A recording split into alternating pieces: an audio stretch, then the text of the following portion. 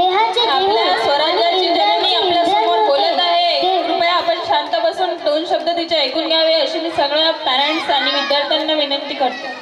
ते संत श्रेष्ठ तुकोबारा ज्यांनी आपल्या ज्ञानेश्वरीच्या माध्यमातून घराघरामध्ये ज्ञानाचे दिवे लावण्याचे काम केले ते संत श्रेष्ठ ज्ञानेश्वर महाराज.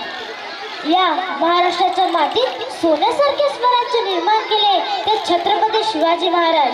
या महिलांना चूल आणि मूल या संकल्पनाच्या जखड्यातून बाहेर काढून शिक्षणाचा ज्यांनी खरा मार्ग दाखवला ते सावित्रीबाई फुले आणि ज्योतिबा फुले. मला संविधान लिहिण्यासाठी फारसे कष्ट पडलेच नाही, कारण माझ्या समोर होतं छत्रपती शिवाजी महाराजांचं स्वराज्य असं म्हणणारे डॉक्टर बाबासाहेब आंबेडकर. या सगळ्या महापुरुषांना, महामानवांना, महामातांना माझे त्रिवार अभिवादन. माझं नाव मेघना सुनेत्रा संजय मेहरे. माझा विषय मी जिजाऊ बोलते. होय, आम्ही आलोय तुमच्या आऊसाहेब राजमाता जिजाऊ. या स्वराज्याची पवित्र माती पुन्हा आमच्या मस्तकी लावण्याचं भाग्य आम्हास लाभलं ही आहे जगदंबेची कृपा. पण एक काळ असा होता मावळ्यांनो, या मराठी मातीच्या उमरावर अनेक राजकीय पत्ता थया थया नाचत होत्या. मराठी मुघलांचे सैन्य मुघलांच्या आम्हाला खितपत पडलं होतं. शेतकरी हाळाचं पाणी करून जगत होता आणि अशा परिस्थितीमध्ये सिंदखेडच्या माळसारांनी आणि लखोजी राजांच्या घरी आम्ही जन्माला आलो. तेव्हा दारादारांमध्ये रांगोळ्या काढल्या गेल्या, तोरणं लावली गेली, हत्तीवरून साखरही वाटण्यात आली. आमचं नाव जिजा ठेवण्यात आलं. जिजा म्हणजे जय आणि विजय. आजूबाजूला सरदारांची वर्तुळे, युद्धाचे डावपेच, सल्लामसलती, रयतेच्या गाऱ्हाणे आणि न्यायनिवाडा तर नित्य तेच. हे असं होतं आमचं बालपण. युद्धकला तर आम्ही शिकलोच होतो आणि त्याचबरोबर साक्षीच्या वर मुलींची आम्ही एक फौज तयार केली होती. सकाळी सकाळी जेव्हा आम्ही रपेट खेळायला जायचो तेव्हा गावाकुसातल्या काही बायका कौतुक करायच्या आणि काही नाकही उडायच्या. काही म्हणायच्या कसं होणार या पोरीचं. पण आम्ही निश्चय केलेला स्वतःसोबत इतरांचंही रक्षण करता आलं पाहिजे. माणसाराणीच्या इच्छेखातर आम्ही 6 भाषाही शिकलो. मराठी, उर्दू, संस्कृत, कन्नड, फारसी, मराठी, हिंदी आणि रामायण महाभारत बरोबरच नामदेवाची गाथा, कबीराचे दोहे, पुराण, बायबल आम्ही वाचलं आणि समजूनही घेतलं. तेव्हा आमच्या मनात एक प्रश्न निर्माण झाला, धर्म म्हणजे काय? धर्म म्हणजे मानव सखल कल्याण की कर्मकांड? आम्ही तलवार चालवतो कुणासाठी? परक्यांची चाकडी आम्ही का तोडायची? म्हणजे झुंजणार आपण, मरणार आपण आणि मारणारही आपण आणि निवडून येतो तो शाह बादशाह आपण स्वतःसाठी का झुंजत नाही? आणि कसलं आलं हे पारतंत्र्यातलं मुर्दात जगणं? हे सगळे विचार आमच्या मनात एक वादळ निर्माण करत होते. गिरत अत्याचाराला कंटाळली होती. अबुलांच्या आर्त ठिकाणांनी सह्याद्रीला ही ताज येत होती. जनप्रतिकार शक्तीच संपली होती. तो अन्याय अत्याचार पाहून तळपायाची आग मस्तकात जायची. आम्हाला प्रश्न पडला. आम्ही वडिलांना विचारले, हे कोणी का संपत नाही? आपण स्वतःसाठी का झुंजत नाही? लखोजी राजांनी उत्तर दिले, मराठ्यांनी याच भूमीवर आसमंताकडे बघून फुंकारा फुंकल्या, हर हर महादेवाच्या गरजेत ढाल तलवारी लढवल्या. पण हा समाज एक स्तंभ नाही, तो विखुरला गेला आहे. जात धर्माची उतरण पक्की झाली आहे. पारतंत्र्याची चीड नाही, स्वातंत्र्याची ओढ नाही. जिजा समाजाला बांधून ठेवतो तो एक सौम्य स्वातंत्र्य विचार. आम्ही पुन्हा विचारले, आम्ही एकमेकांसाठी काय करावं? शब्दांची जळूनी कळत वडिलांनी पुन्हा उत्तर दिले, बेटा, जिथे रयतेचा छळ होतो रक्ताचे पाट होतात, जिथे गवताला हिफाले फुटतात. माते दुमलणाऱ्या सहस्त्र कोमांना जगण्याचं दान मिळतं ते फक्त आणि फक्त स्वातंत्र्याच्या सूर्यामुळे. पण हा सूर्य असा सहजासहजी वर येत नाही. यासाठी पारतंत्र्याचा श्वास कोंडावा लागतो. मनगटात बळ आणून तलवारीचे घाव घालावे लागतात. हातात पेटत्या मशाली घ्याव्या लागतात. एक एक शब्द आम्ही मनात साठवत होतो. मनात विचाराला, हे मुधाई किती सोसलास? यवनांनी कापून फेकून दिलेले माझ्या लेकरांची प्रेतही तू वाहून दिलीस. अभ्रू लुटून नेलेल्या लेकीसुनांना काठावर स्थान दिलं. पेटी आम्ही विझवत राहिली, काठावर स्मशान बनवलं. पण आता विझवत बसायचं नाही. आता फक्त पेटायचं. आणि कसं पेटायचं मी तुला सांगेल. शहाजीराजांना आमचा विश्वास ठाऊक होता. शहाजीराजे आणि आमचं लग्न झालं.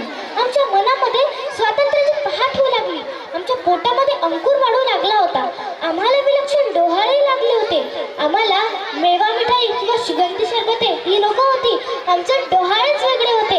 आम्हाला हत्तीवर बसावं असं वाटत होते, डोंगर चढून किल्ले पाहावं वाटत होते, धनुष्यबाण तलवार भाला हाती घेऊन चिलकत चढून लढाया करावं असं आपण वाटत होते. आम्हाला एकूण 6 अपत्य झाले. पहिले संभाजीराजे सर्व विद्यार्थी खाली आणि शेवटचे शिवाजीराजे. शहाजीराजे हे बिजापूरच्या दरबारात सरदार असल्यामुळे आमचे जाणे येणे तिथे असायचेच आणि काही वेळा दरबारात करमणुकीसाठी नाचगाण्याचे कार्यक्रमही होतच. असंच एका नाचगाण्याप्रसंगी संभाजीराजांनी शिवाजीराजांना विचारले, बाईचा नाच बघायला याल का? पण शुभा ठरले मात्र भक्त ते आमच्याजवळ आम्हाला विचारू लागले, आऊ साहेब आपल्या इथे नाचणारी बाई आली आहे, आम्ही तिचा नाच बघायला जाऊ का? हे ऐकून शुभांचं लक्ष विचलित होत असल्याचं आम्हाला जाणवलं. आम्हाला चीड आली, आमचा संताप झाला. आम्ही त्यांच्या जवळ गेलो आणि एक लगावून दिली. बोललो, बेटा ती बाई नाचवायची नसते, ती वाचवायची असते, ती जगवायची असते. शुभा लहानपणापासूनच युद्धकलेत पारंगत होते.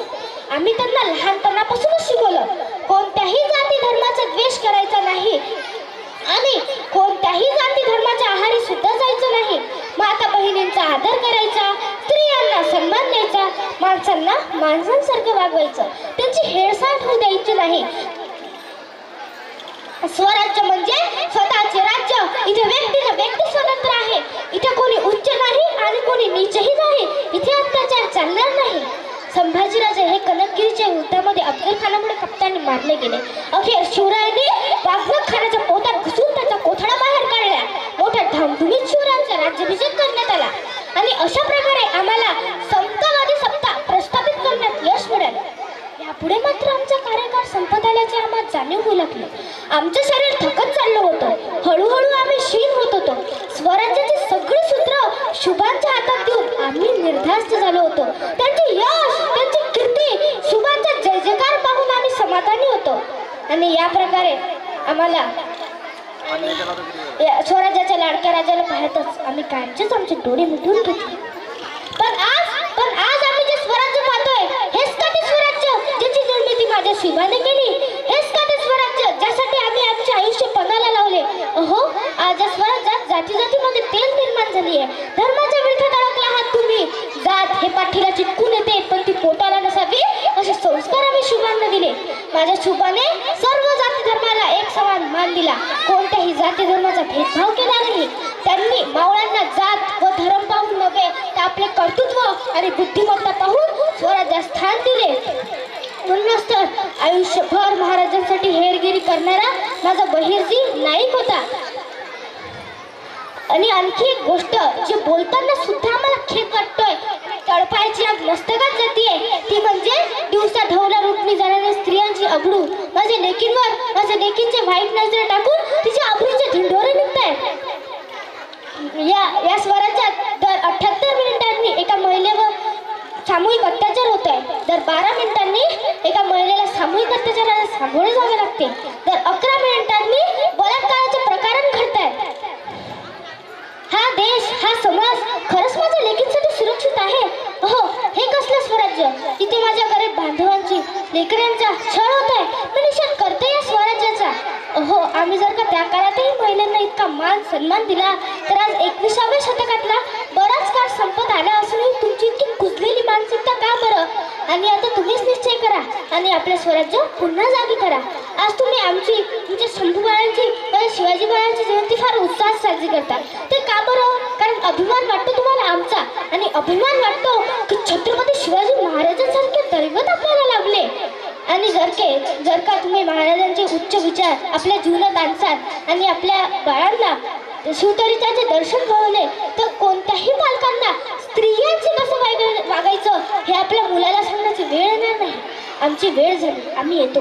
जगदंब जगदंब.